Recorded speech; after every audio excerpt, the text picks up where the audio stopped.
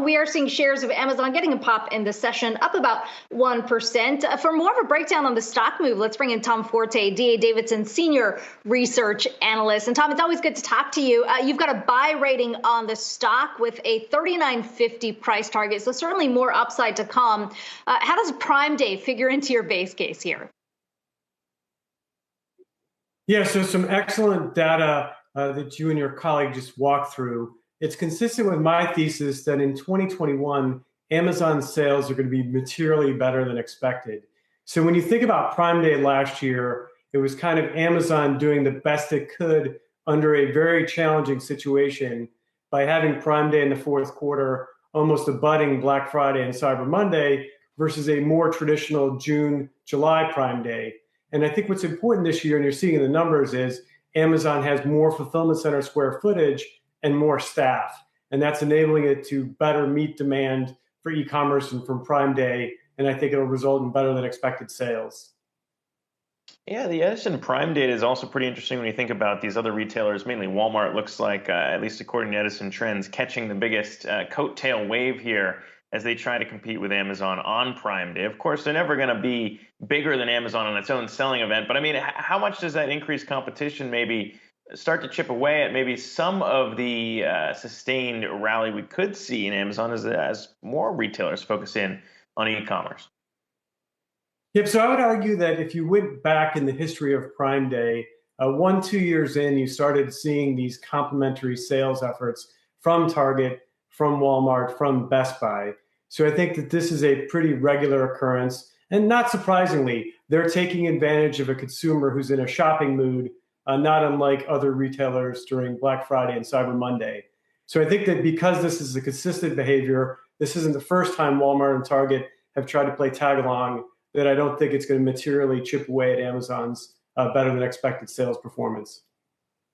Tom, when you think back to the origins of Prime Day, the idea really was to make the platform a bit more stickier, to get people on or getting Amazon Prime so that, you know, they'd actually essentially pay in and keep coming back beyond these days. How much of that case has stuck around? I mean, how big of a bump are you anticipating for people to get Prime, or those who already don't have it?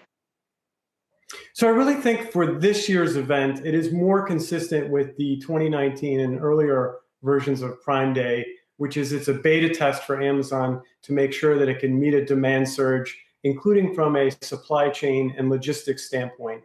And you think about the big difference Amazon 21 versus Amazon 2019 is it has a lot more first-party logistics efforts, their own drivers.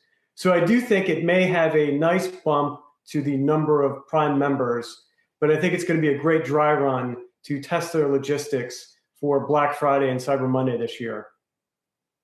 When it comes to the antitrust issues around Amazon, it was interesting in your note kind of highlighting the way that they may have been shifting search results on the site this time around, but still showcasing private label items. I mean, when you look into that, is there any shift in strategy you see maybe to the mounting antitrust pressure there, or is Amazon just going full steam ahead with what it's been doing for quite some time? Yeah, no, that's an excellent question. And we've done now 7 data sets on their private label efforts. And the featured by Amazon search result is creeping up higher and higher on the page, which I do worry about from an antitrust standpoint.